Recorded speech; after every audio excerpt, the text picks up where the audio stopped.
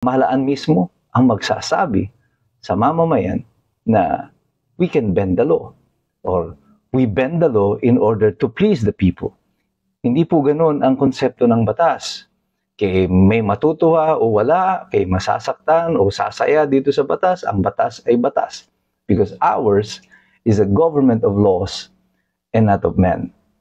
Inconsequential na po dito ang pakiramdam o ang kasiyahan ng mga tao tungkol sa pagpapatupad ng batas.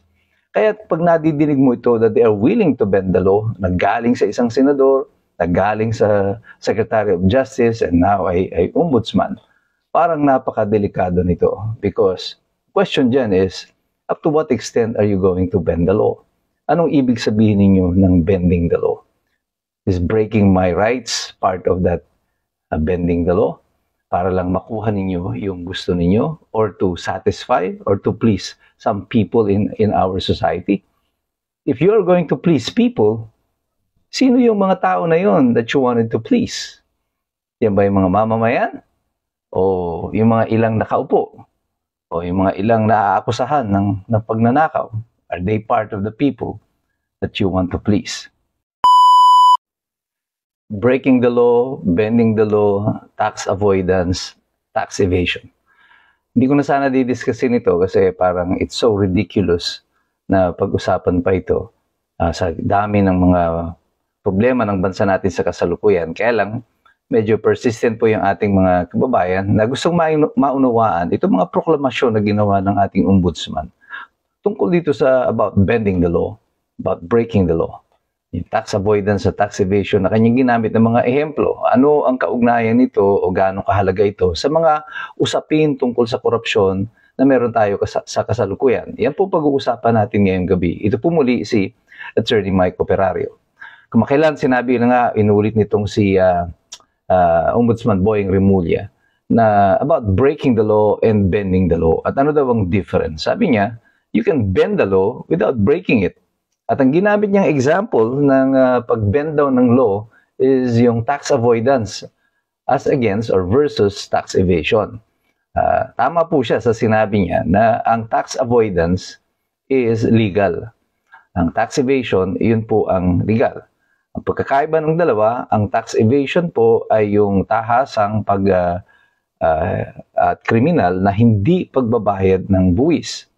Ang tax avoidance naman po ay mga legal na scheme na kung saan ay pinabababa mo or humahanap ka ng mga legal na paraan para hindi ka magbayad ng buwis o di kaya ay mabawasan ang binabayaran mong buwis. Ang tax avoidance po ay hindi kaso ng bending the law because it is legal. Ito ay pinoprovide po ng batas as an alternative to the taxpayer na maaari mong gamitin. Ang mga example po nito ay halimbawa, yung pong pagdodonate mo sa mga charitable institution ay tax deductible yan. Pwede mong i-deduct yan doon sa iyong mga binabayaran na buwis. Kaya may mga malalaking mga korporasyon o mayayaman mga individual, mapapansin niyo, paano na nagdodonate sa mga charitable institution.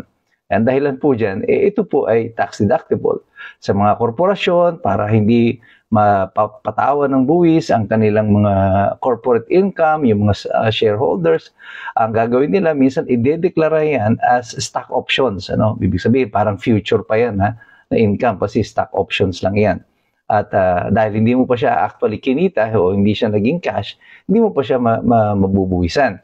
Yan po yung mga ilan lamang sa mga legal na paraan na kung saan pwede itong i-implementa ng isang tao para makaiwas siya sa pagbabayad ng buwis o di kaya mabawasan yung kanyang pagbabayad ng buwis. Ang tax evasion po ay yung talagang ayaw mo magbayad ng buwis, hindi ka nagdeklara, hindi ka nagsabi ng totoo at hindi mo inireport sa BIR yung tama mong buwis sa binabayaran. And relatedly, si Bongbong Marcos ay isa po sa mga kinonvict noon ng korte for tax evasion. At yung una niyang kaso ay meron niyang pagkakabilanggo. Actually, naging usapin ito nung sa kanyang pagtakbo noon, I think sa vice presidente.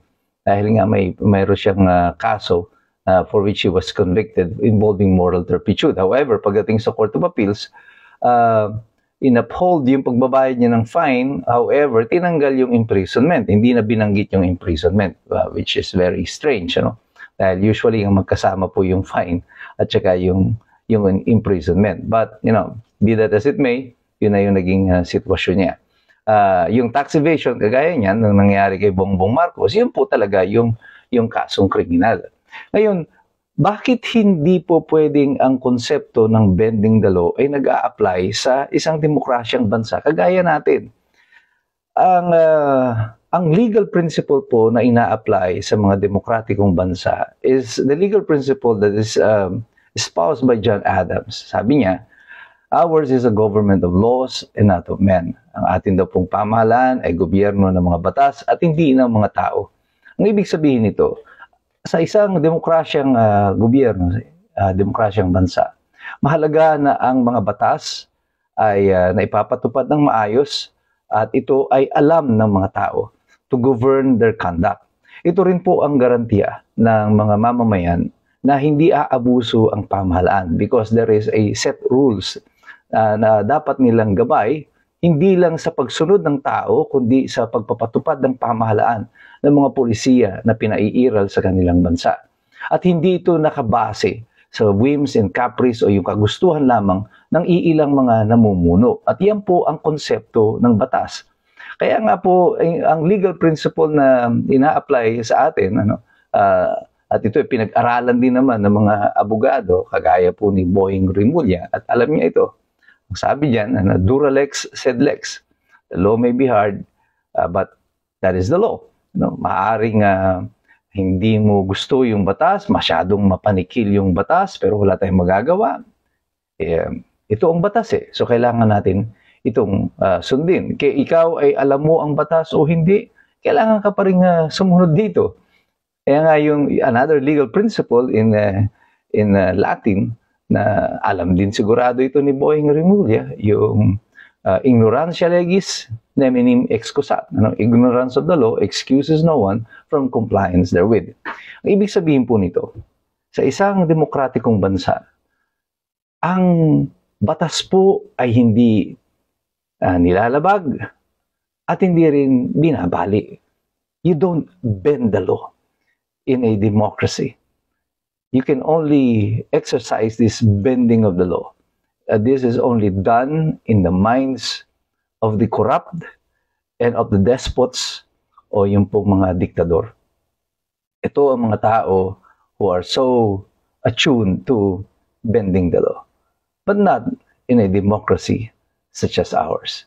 Isa pong malaking kabalintunaan na ang gobyerno at ang pamahalaan mismo ang magsasabi sa mamamayan na we can bend the law or we bend the law in order to please the people. Hindi po ganoon ang konsepto ng batas. Kay may matutuwa o wala, kay masasaktan o sasaya dito sa batas, ang batas ay batas. Because ours is a government of laws and not of men. Inconsequential na po dito ang pakiramdam o ang kasiyahan ng mga tao tungkol sa pagpapatupad ng batas. Kaya pag nadidinig mo ito that they are willing to bend the law, naggaling sa isang senador, naggaling sa Secretary of Justice, and now ay ombudsman, parang napakadelikado nito. Because question dyan is, up to what extent are you going to bend the law? Anong ibig sabihin ninyo ng bending the law? Is breaking my rights part of that bending the law? Para lang makuha ninyo yung gusto ninyo or to satisfy or to please some people in our society. If you are going to please people, sino yung mga tao na yon that you wanted to please? Yan ba yung mga mamamayan? O yung mga ilang nakaupo? O yung mga ilang naaakusahan ng pagnanakaw? Are they part of the people that you want to please? Kanya po isinet at nilagay po ang mga konsepto na yan ng batas. Ito po ay garantiya ng mamamayan laban sa pag-abuso ng pamahalaan. Pati ang Constitution po natin, the Bill of Rights, is the people's guarantee against the abuses of the government. Ang Bill of Rights po ay hindi para sa gobyerno. Ito ay para sa gobyerno na sundin. pero ito ay proteksyon ng karapatan ng mga mamamayan. At ngayon po, yan ay alam nyo na. Kaya po tayong lahat, patuloy tayong mag-engage, patuloy tayong makilahok, patuloy tayong mag-participate sa usapin na ito ng katiwalian sa ating pamahalaan. Pero sa ating pagsali, pakikilahok sa diskusyon, patuloy tayong magsisipag-aral sapagkat mahirap talagang makialam ang mga taong walang alam. God bless you, God bless us all. Mabuhay ang Republika ng Pilipinas.